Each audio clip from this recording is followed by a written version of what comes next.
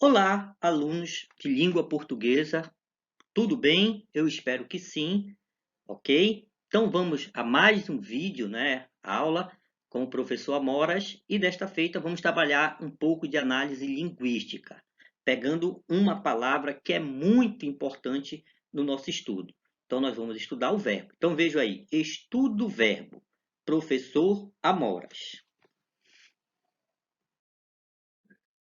Então, para começar, o nosso estudo, partindo do princípio que nós só nos comunicamos por meio de textos, eu peguei um textozinho aí para a gente ver, o trabalho da linguagem em relação ao verbo aí. Então, olha o título: Errando o verbo.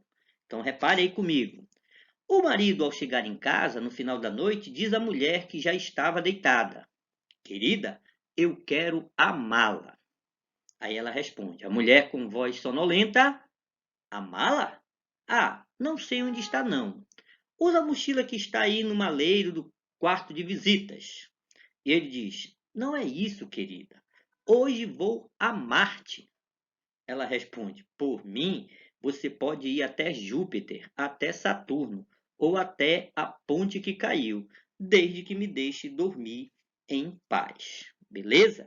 Então, olha aí o que a gente tem nesse texto, O trabalho com as formas verbais no uso formal da língua, A mala, a Marte, um uso, claro, no nosso texto, Com tom de brincadeira, é uma pequena anedota, então o autor brinca aí, com o uso das formas verbais que no geral, desculpa, que normalmente são usadas em linguagem formal. Você dificilmente vai ouvir, na linguagem do dia a dia, alguém dizer, eu quero amá-la, eu quero amar-te, essas colocações pronominais. Então, isso é próprio da linguagem formal, que às vezes até soa estranho para, o povão, ok? Muito. Então, olha aí, vamos para o conceito de verbo. O que é o verbo? Então, acompanhem comigo aí. O verbo é uma palavra que pode variar em número, pessoa, modo, tempo e voz, indicando ações, processos, estados, mudança de estado, manifestação de fenômenos da natureza. Tranquilo? Então vejam só, a quantidade, de sentido, de significados que o verbo pode expressar na nossa língua. Beleza? Então eu vou lembrar, hein? Verbo, uma palavra muito importante para o nosso estudo. Nós vamos ver, você vai ver conforme os seus estudos aí, que é um elemento central, na nossa comunicação. Quando nós construímos frases que são orações, o verbo é, de fato, o núcleo da oração. A oração parte do verbo. Então a gente tem, o aluno ele tem que saber identificar, ele tem que saber reconhecer o verbo dentro do enunciado, dentro de uma oração, beleza? Eu sempre costumo dizer, como as outras disciplinas têm, seus conceitos, a língua portuguesa também tem seus conceitos, suas nomenclaturas. Então a gente precisa saber os nomes, vamos dizer assim, e reconhecer as palavras da nossa língua. Olha os exemplos aí. O professor ensina. Eu gosto de língua portuguesa. Há muito silêncio na sala. Então, essas palavras que estão aí em negrito, em verde, elas são formas verbais. São palavras conhecidas como verbo. Ok? Flexões verbais. Então, olha aí o que o tio vai dizer, novamente eu vou lembrar, é importante que um aluno, de língua portuguesa, seja de qual série for, ele de fato ele tenha facilidade de reconhecer numa frase, numa oração, qual é a forma verbal, ok? Então é muito ruim, muito estranho quando você pergunta, por exemplo, para um aluno do nono ano, do primeiro ano, qual é o verbo de uma frase, e o aluno não sabe responder. Então, outro dia, numa questão de prova, uma aluna me disse, a pergunta era qual era o verbo, e ela disse que o verbo era isso. Olha só, isso. Meu Deus do céu. Então estava muito distante do que deveria ser realmente a resposta dessa aluna.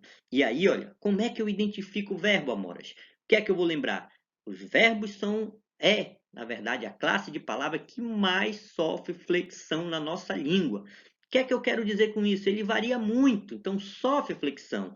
Basta você lembrar da questão das conjugações. Então, o verbo da nossa língua, ele muda em todas as pessoas. E aí eu vou perceber, quando eu consigo conjugar uma palavra, essa palavra vai ser o quê? Um verbo. O isso, o termo isso, não dá para conjugar. Não dá para dizer, né? Junto com as pessoas gramaticais, por exemplo, eu isso, tu isso. Não dá, não dá. Então, reconhecidamente, isso não é verbo.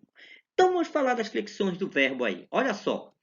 Então, o verbo tem a flexão, né? Primeiro, de modo. E aí eu quero atenção especial. Essa é a mais importante, porque é a mais cobrada em provas. Por que, Amoras? Porque tem a ver com significado, né? Com o fato expresso, como o falante expressa, né, a ação praticada. Entendido? Então, olha o que eu tenho aí. Os modos verbais indicam diferentes maneiras de um fato ser expresso. E ele é dividido em. Então, presta atenção. Eu não estou falando de coisa do outro mundo, eu estou falando da nossa língua, língua portuguesa, que você usa no seu dia a dia para se comunicar. Olha lá. Então, quando nós usamos a língua, falamos as nossas frases, né, os nossos enunciados, e nesses enunciados eu tenho verbo, ele vai ser usado em três modos.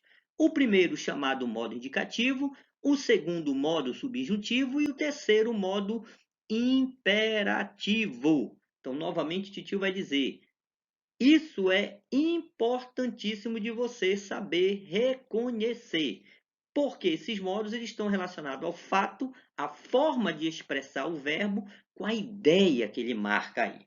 Entendido?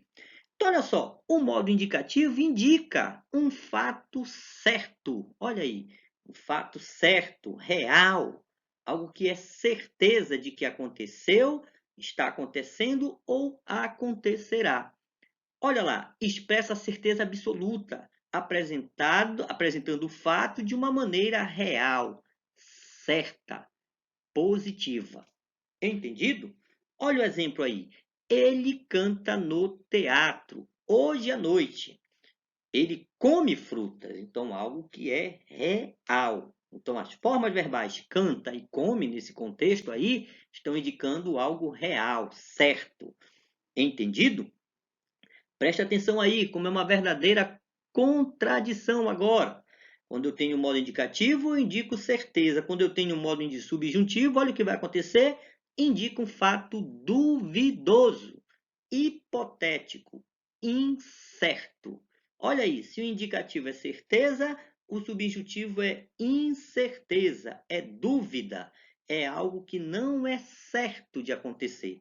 Então, repara como os valores significativos aí das formas, eles são realmente opostos, quando eu uso um e quando eu uso o outro. Há muita diferença no caso aí. Tranquilo aí? Então, olha lá, subjuntivo indica um fato duvidoso, hipotético, incerto. Exemplo, espero que ele volte cedo. Se me falasse, eu te ajudaria. Olha aí, espero que ele volte. Isso não significa que vai ser real, que ele vai voltar, né? Se me falasse, falou? Não falou. Não sabe se falou, se vai falar.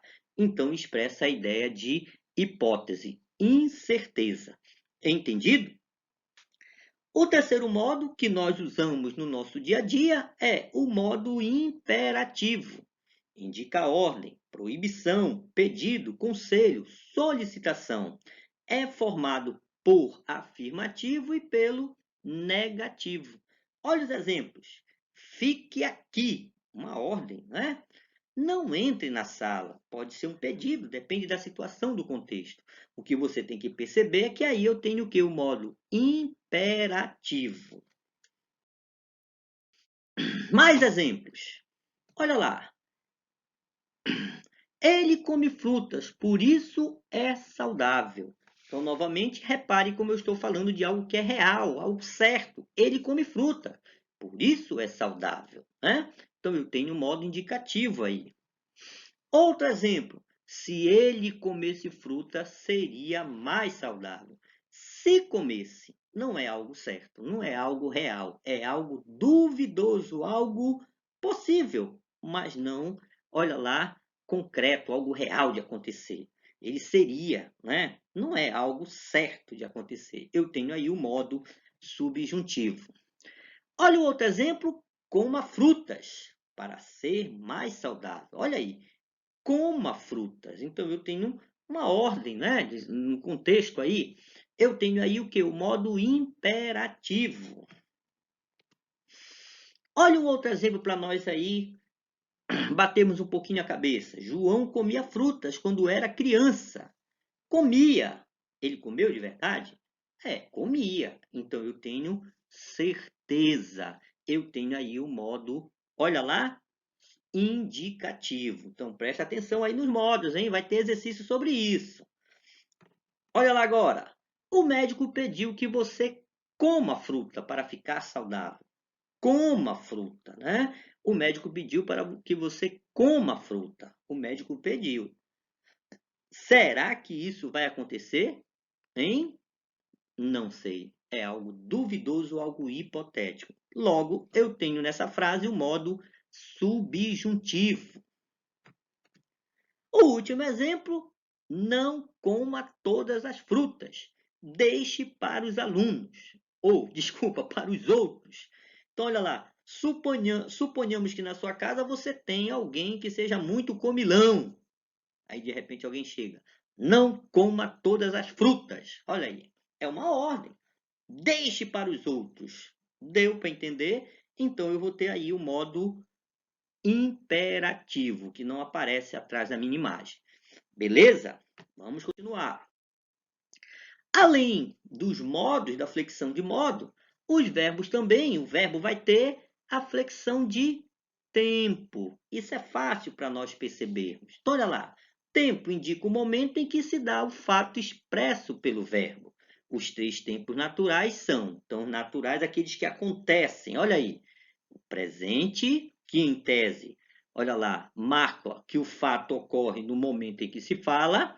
O passado, que em tese marca que o fato ocorreu antes do momento em que se fala, e o futuro, que em tese dá a ideia de que o fato ocorrerá após o momento em que se fala. Beleza? Aí o titio vai falar, viu? Esse é o tempo natural, o tempo comum. Pessoal que não estuda vai falar isso. Ah, o tempo presente, passado e futuro. Mas eu vou lembrar, para nós que estudamos, o passado é chamado de pretérito, tá? Pretérito, ok? Então, pretérito significa passado. Então, o pessoal que já viu está revendo isso aí, hein? Muito bem. Eu tenho aí uma estrutura maior, né? Flexão dos verbos, agora falando do tempo indicativo, desculpa, do modo indicativo. Então, eu tenho presente, conforme a gente viu, a ação ocorre no momento em que se fala. Olha aí, eu estudo. Eu tenho o pretérito que se divide na nossa língua em três, preste atenção, três pretéritos, o imperfeito, o perfeito e o mais que perfeito, tá? E aí, para você entender, eu vou falar primeiro do perfeito. Então, olha, perfeito. Faça a relação da ideia. Perfeito, então, é algo concluído, algo que realmente aconteceu. Então, há uma ação concluída, quando eu digo eu estudei, né? O imperfeito, presta atenção, perfeito, ação concluída. O imperfeito não é propriamente uma ação concluída. Eu tenho uma ação que indica uma certa repetição. Olha aí, estudava, eu estudava. Então pensa aí comigo. Eu caminhava, eu visitava. É diferente de eu visitei. Quando eu digo visitei, dá para perceber que eu tive uma visita só. Mas quando eu digo eu visitava, olha a ideia, parece que foram ações continuadas. Então, de novo, eu vou dizer, não estou falando de coisa do outro mundo, eu estou falando da nossa língua. Então, muitas vezes, você usa isso no dia a dia. Você, como é falante da língua portuguesa, não para. Ah, espera aí que eu quero marcar uma ação continuada. Não, você fala com seu conhecimento de falante. De novo, o que nós estamos fazendo aqui é analisando como isso funciona na nossa língua. Então, eu quero que você perceba isso, que o perfeito, ele é uma ação acabada e o imperfeito é uma ação continuada. E aí, de novo, eu vou dizer isso dentro do texto, numa prova, implica em mudanças de significado, que você, como falante da língua e estudante, lógico, tem que saber analisar. Entendido? Além do imperfeito, do perfeito, eu tenho o pretérito mais que perfeito. Olha lá. Simples, estudara. Composto, tinha estudado. Então, mais que perfeito, olha o nome, mais que perfeito. Então, é fácil de entender. É uma ação que aconteceu anterior, ele é mais anterior a outra ação também no passado. Então, uma frase do tipo, olha, mal a criança quebrara o brinquedo, lhe deram outro. Então, mal a criança quebrara, trouxera, chegara, olha aí, são formas que também eu vou lembrar, não são comuns de se ouvir no dia a dia. Então, é uma forma que eu não posso dizer que está em desuso, mas que se, olha lá, se conserva muito mais na linguagem escrita do que na falada, ok? Então, para você que está estudando, de novo, é bom lembrar. Você vai estudar, você vai ler, né? Então você tem que lembrar disso. Na linguagem escrita eu tenho essa forma verbal, tá? Futuro. Olha o que eu tenho aí. Eu tenho o futuro do presente e o futuro do pretérito. Então, do presente, por que do presente, amores? É uma ação que está relacionada aqui, mas que com o meu momento aqui ainda vai acontecer, né? Então, vai acontecer. Olha, eu estudarei à noite. Eu jantarei quando chegar em casa. Eu assistirei ao futebol quando chegar em casa. Então, algo que vai acontecer, tá? O do pretérito, né? Tem uma ação no passado. Tem, melhor dizendo, uma relação com uma ação do passado. Você vai ver que na linguagem mesmo comum, esse tempo verbal ele está muito relacionado ao perfeito do subjuntivo. Olha, se eu tivesse dinheiro, eu compraria. Olha aí, eu compraria aquela casa. Então, esse compraria é um futuro, se eu tivesse dinheiro, passado. Então, na linguagem comum, na linguagem do dia a dia, essas formas do futuro do pretérito está muito relacionado ao pretérito perfeito do modo subjuntivo, entendido? Então, isso é importante você lembrar, você dar uma olhada. Então, lembrar dessa correlação aí. Ok? Flexões do verbo número. Então, muito fácil. O verbo também apresenta mais essa flexão, singular e plural. Olha lá os exemplos. Eu estudo, estudas, estuda. Então, eu tenho singular nessas formas. Olha como o S aqui, ele marca singular no verbo. Plural, estudamos, estudais, estudam. Tá? Então, eu tenho aí as formas do singular e a forma do plural, que vão se refletir no que a gente chama de pessoas do discurso, primeira, segunda e terceira pessoa. Primeira e segunda pessoa do singular e terceira, né, do singular, primeira, segunda e terceira pessoa do plural, ok? Então, olha como eu tenho aí, eu estudo é primeira pessoa do singular, nós estudamos. Então, olha aí, primeira pessoa do plural. E aí o titio vai lembrar, né? Se tratando de linguagem escrita, eu tenho que lembrar. Quando eu uso eu sou pessoal. Quando eu uso nós, eu sou mais impessoal. Então, eu tenho que ter esse cuidado também no trato da linguagem. Segunda pessoa, tu estudas, né? Que alguns vão dizer quase não se usa, porque a gente mistura, né, o tu e o você, e aí tu estuda, muitas vezes as pessoas falam, mas o titio vai lembrar que em linguagem formal, conforme as normas, não é? Eu devo falar e escrever tu estudas, tá? E olha lá, na segunda pessoa também eu tenho vós, vós estudais. Lógico que você não ouve as pessoas falando isso no dia a dia. De novo, eu vou lembrar o pessoal que estuda, isso é importante para nós que estudamos, tá? Você não vai ver numa feira, dificilmente alguém dizer vós. Esse pronome a gente pode dizer que está em desuso na nossa língua. Então, ele vai aparecer em linguagem muito formal, né? Em textos, né? De linguagem muito formais, tá? E aí você tem que lembrar, esse voz ele existe, eu tenho que saber que ele existe, ok? Olha aí, a terceira pessoa, fácil, né? Do singular, ele, ela estuda, e do plural, eles, elas estudam, tá? Eles foram, eles chegaram. E aí eu vou de novo lembrar que em alguns lugares, né, também está acontecendo um problema fonético, né, com essa terceira pessoa do plural. Então a gente ouve muitas pessoas dizer eles foram, eles saíram, eles chegaram, né? E aí eu vou lembrar que em linguagem formal esse M ainda não caiu. Então eu vou dizer eles estudam, eles chegaram, eles foram, ok? Então nós vamos parar esse vídeo, né, aqui.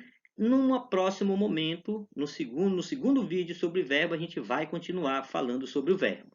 Até logo, então, um abraço.